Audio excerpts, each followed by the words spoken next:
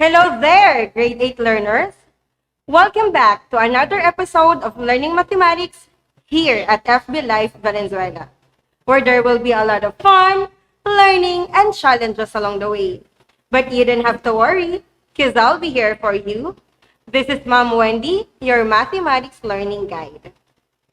I am glad that you are tuning in as we unravel and explore the mathematical world together. So come on, get your pen, paper, and your self-learning module, and let's have a wonderful day as we learn and love mathematics right at the comfort of your home. But before going any further, I would like to share with you some reminders that will help you throughout the discussion. First, listen attentively from the start until the end of the discussion. Second, jot down all the important details.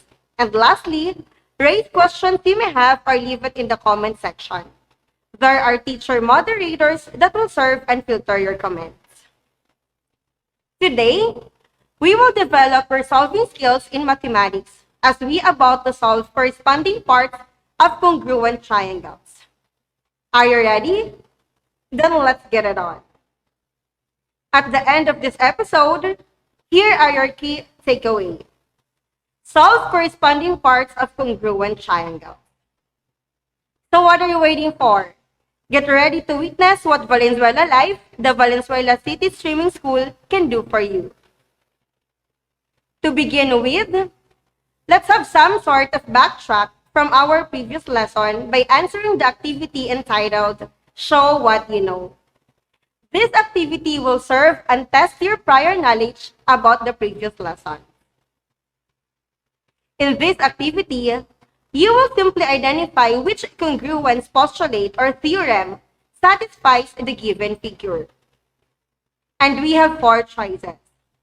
Letter A, SSS, stands for side, side, side congruence postulate, which means that the three sides of a triangle are congruent to the three sides of another triangle. Letter B, SAS, side angle side congruence postulate. This means that the two sides and included angle of a triangle are congruent to the two sides and included angle of another triangle. Letter C, ASA, angle side angle congruence postulate, which also means that the two angles and included side of a triangle are congruent to the two angles and included side of another triangle. Letter D, SAA, side angle angle congruence theorem. The two angles and non-included side of a triangle are congruent to the two angles and non-included side of another triangle. And you have 5 seconds to answer each item. Are you ready? Then let's begin. For figure number 1, what letter suits the given figure?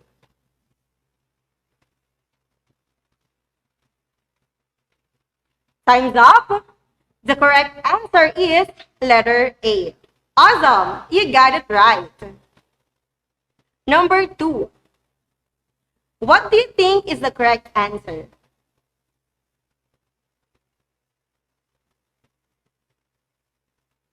The correct answer for this figure is letter C.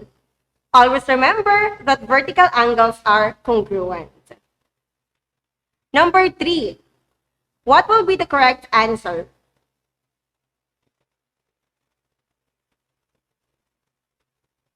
You are absolutely correct if your answer is a letter A. Number 4. What is your pick? Is it letter A, B, C, or D?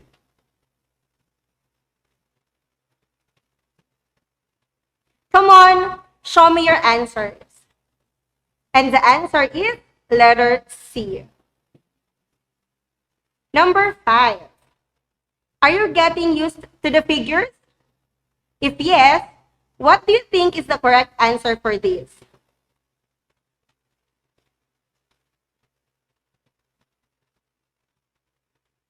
The correct answer is letter B. What will be your bias for number 6?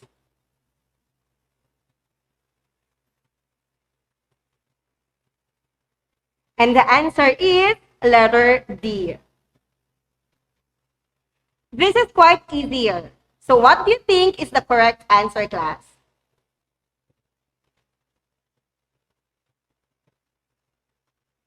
Okay, letter A is the correct answer for this figure. We're down to our last 3 figures. So be sure to catch up and choose the correct answer.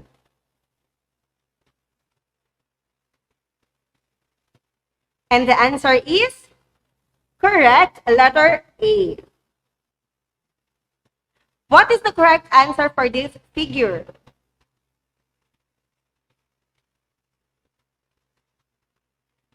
The correct answer is letter C. And now, for the last figure, what do you think would be the correct answer?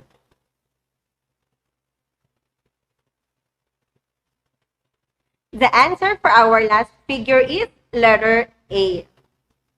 That's it, grade 8. I am glad you made it up to our first activity. I hope you get all the correct answer and remember all the congruence postulates and theorem.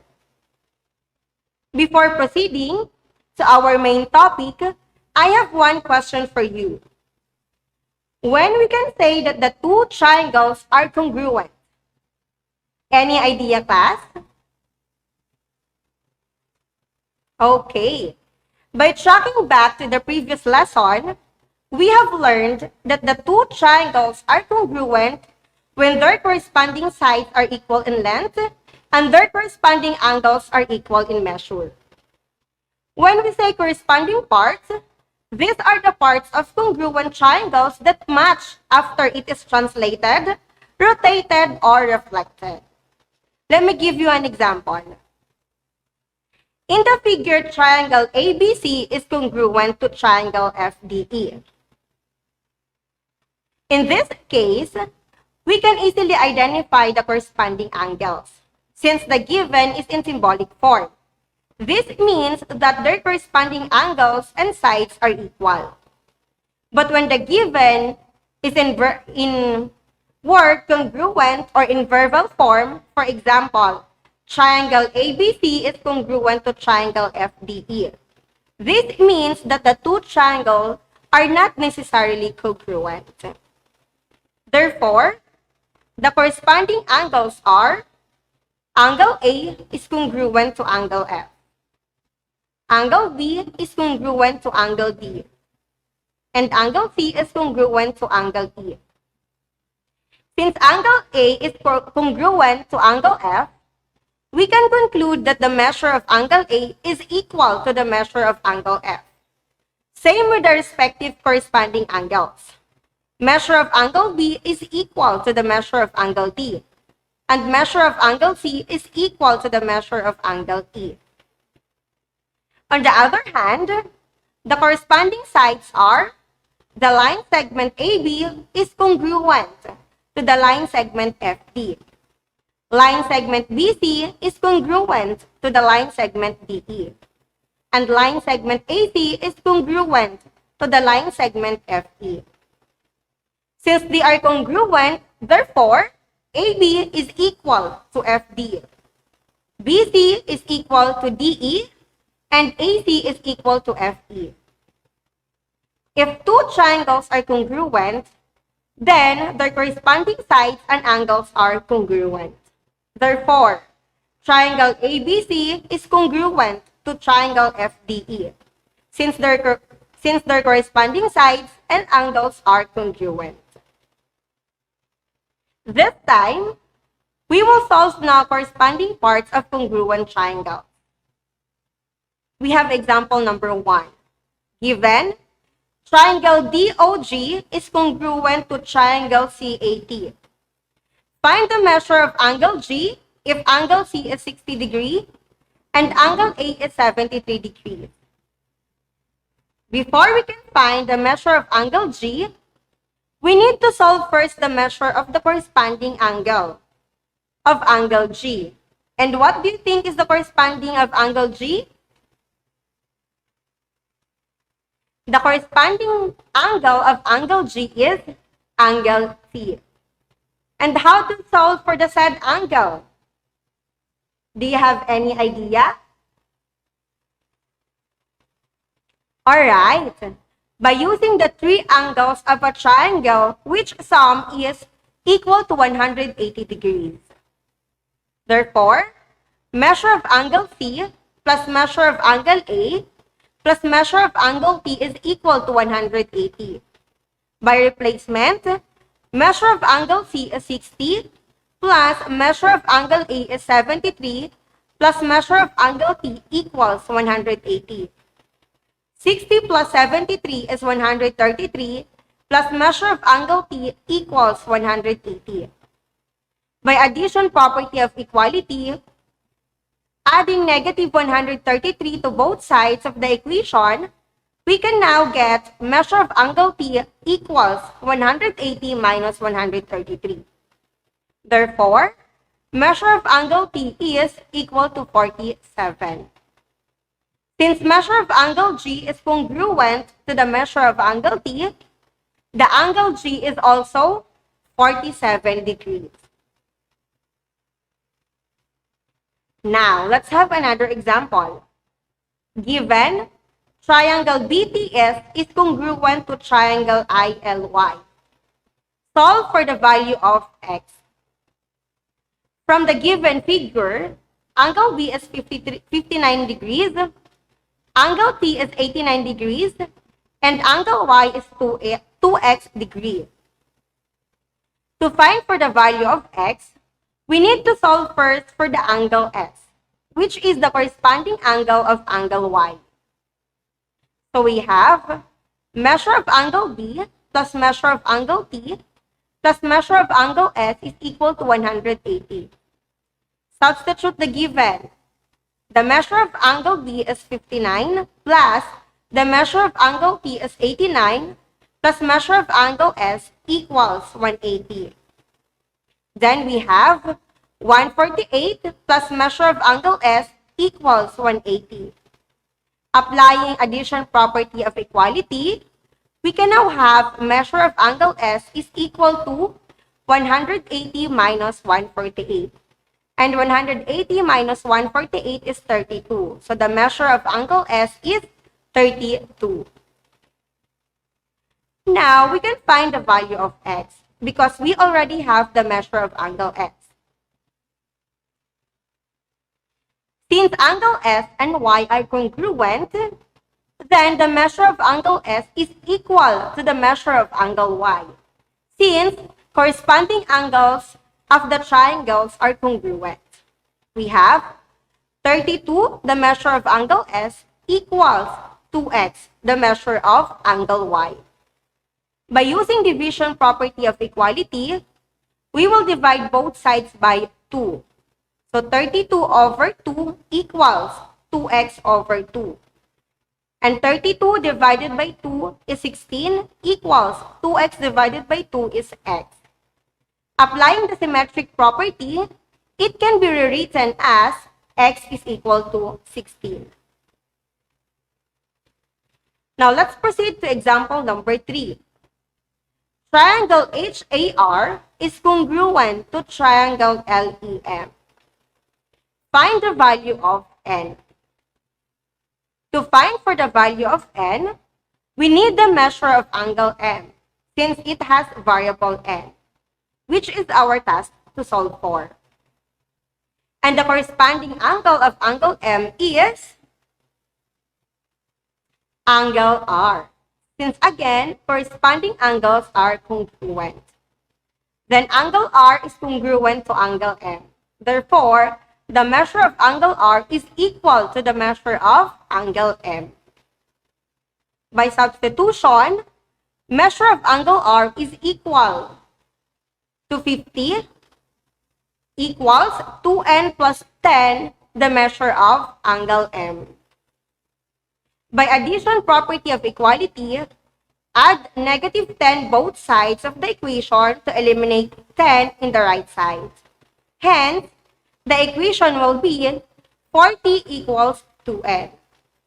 Applying division property of equality, 40 over 2 equals 2n over 2.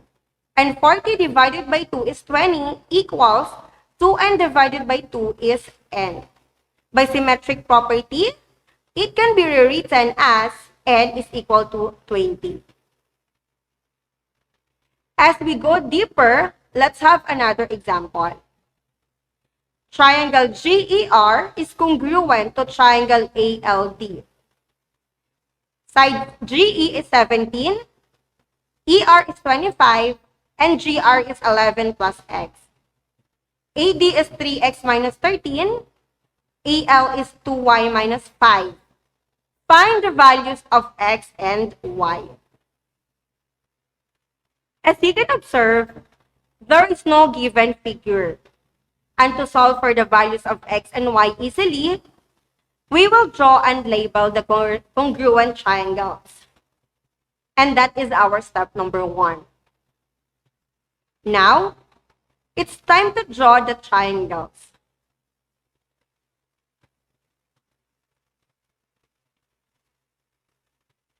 Since we already have a triangle, then let's make another one by copying or imitating the first triangle.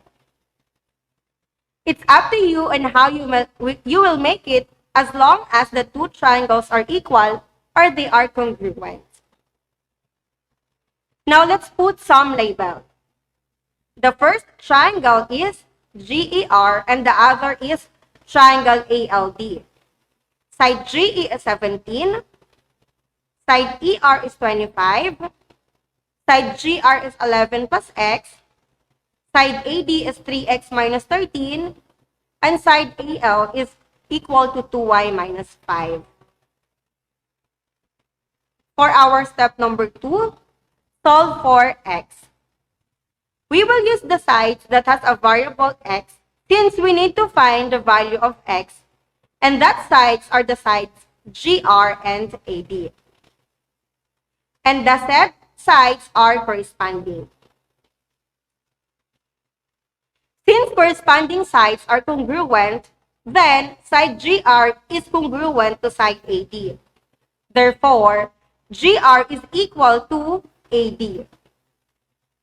So we have 11 plus x, the length of GR, equals 3x minus 13, the length of AD. Adding negative 3x to both sides of the equation, we can now have 11 plus x plus negative 3x equals 3x plus 3x minus 13 plus negative 3x. 11 minus 2x is equal to negative 13. To solve for x, we will apply addition property of equality. Add negative 11 both sides of the equation to eliminate 11 in the left sides. Hence, the equation will be negative 2x is equal to negative 24. By division property of equality, we will divide both sides by negative 2 to solve for the value of x. We have negative 2x all over negative 2 equals negative 24 all over negative 2. And we have x is equal to 12. For our step number 3, solve for y.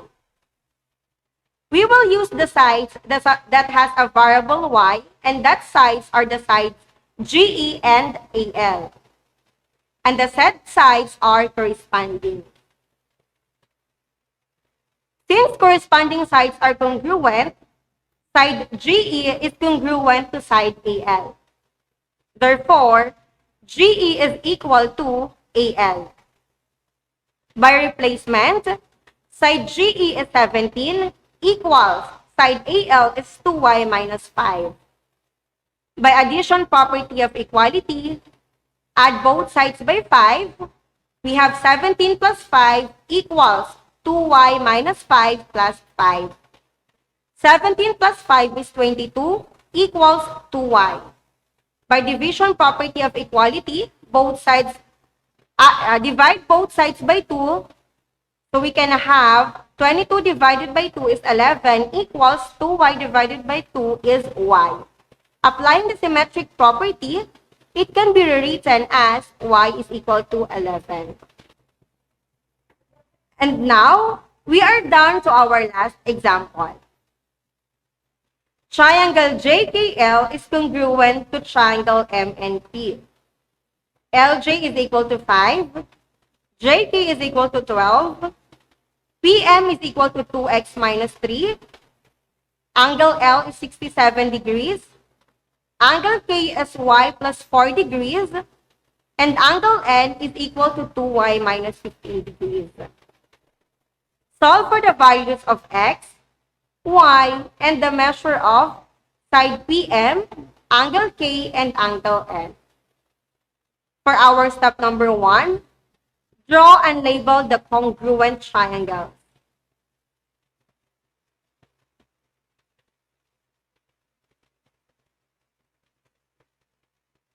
So we have triangle JKL is congruent to triangle MNP. For our step number 2, solve for x. To solve for x, we will use the sides LJ and PM. Because PM has a variable x and the corresponding side of PM is LJ. Therefore, LJ is congruent to PM. And the length of LJ is equal to the length of PM. LJ is 5 equals PM, which is 2x minus 3. By using addition property of equality, add both sides by 3, we can now have 8 equals 2x. Divide both sides by 2 using division property of equality. 8 divided by 2 is 4 equals 2x divided by 2 is x. And applying the symmetric property, it can be rewritten as x is equal to 4. Step number 3, solve for PM. Since we already have the value of x, we can find now the length of PM. So PM is equal to 2x minus 3. Then substitute the value of x, which is 4. PM is equal to 2 times 4 minus 3. And 2 times 4 is 8 minus 3. Therefore, PM is equal to 5. LJ is congruent to PM, since corresponding sides are congruent. Therefore, we are congruent, which is 5 units. For our step number 4, solve for y. To solve for y, we need the angle K and angle N, and they are corresponding angles. Therefore, angle K is equal to angle N, and measure of angle K is equal to the measure of angle N. By replacement, angle K is y plus 4 degrees equals angle N is 2y minus 15 degrees. By addition property of equality, add both sides by negative y. We can now have 4 equals y minus 15. Add both sides by 15. Therefore, the equation would be 19 equals y. And by symmetric property, it can be rewritten as y equals 19. Step number 5, solve angle K. The measure of angle K is y plus 4. By substitution method, the value of y is 19. So measure of angle K is equal to 19 plus 4. And 19 plus 4 is 23. Hence, the measure of angle K is 23. For our last step, solve for angle N. The measure of angle N is 2y minus 15. By replacement, the value of y is 19. So measure of angle N equals 2 times the quantity of 19 minus 15. 2 times 19 is 38 minus 15. Therefore, the measure of angle N is 23. The measure of angle K and angle N are both 23 degrees, or they are equal, since corresponding angles are congruent. Now, since you are picking up the topic very well, let us proceed to our activity entitled Which of Which. In this activity, you will just simply choose the correct answer. And you have 5 seconds to answer each item. For number 1 to 5, given triangle RED is congruent to triangle HOT. Angle E is 2x minus 6 degree, angle H is 3x degree, and angle T is x minus 12 degree. For our number 1, which illustration shows that triangle RED is congruent to triangle HOT? Comment your answer.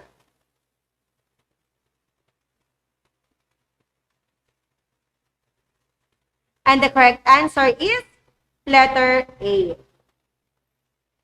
Number 2, which of the following statements is true?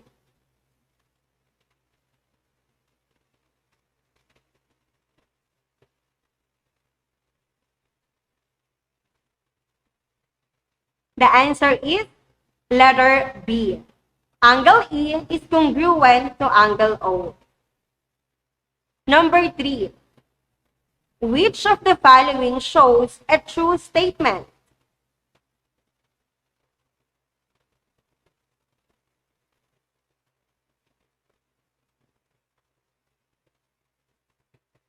The answer is letter C. Number 4. Which of the following equations can be used to solve for x?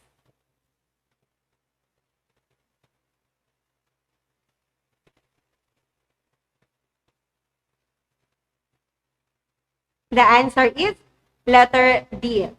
Measure of angle T plus measure of angle E plus measure of angle H equals 180 degrees.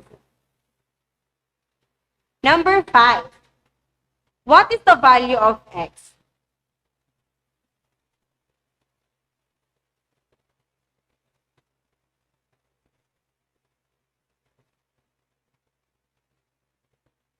The value of x is 33. For number 6 to 10, the two triangles are congruent by SAA, or side angle congruence theorem. The question is, which of the following statement is true?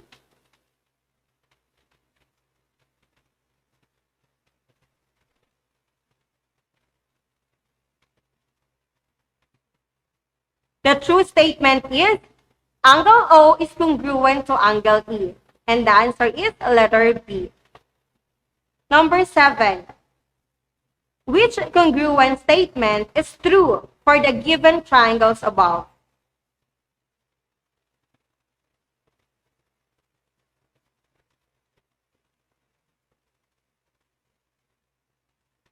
The answer is triangle ROW is congruent to triangle NAP. And the answer is the letter C. Number 8. Which statement is false?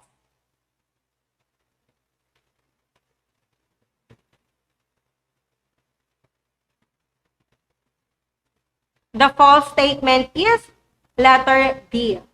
Angle W is congruent to angle N. Number 9. What is the value of angle R?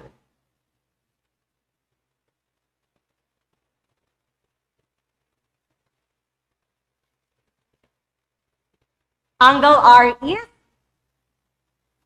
62 degrees, and that is letter C. And we are done to our last item, number 10. Find the value of x.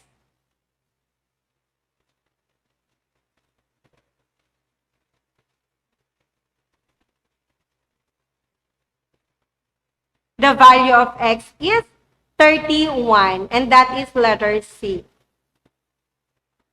That's it, grade 8. I hope today's lesson has been very helpful. And if you have some queries, kindly raise it to your subject teacher. I am sure they are more than happy to address it. And for your assignment, please answer the following.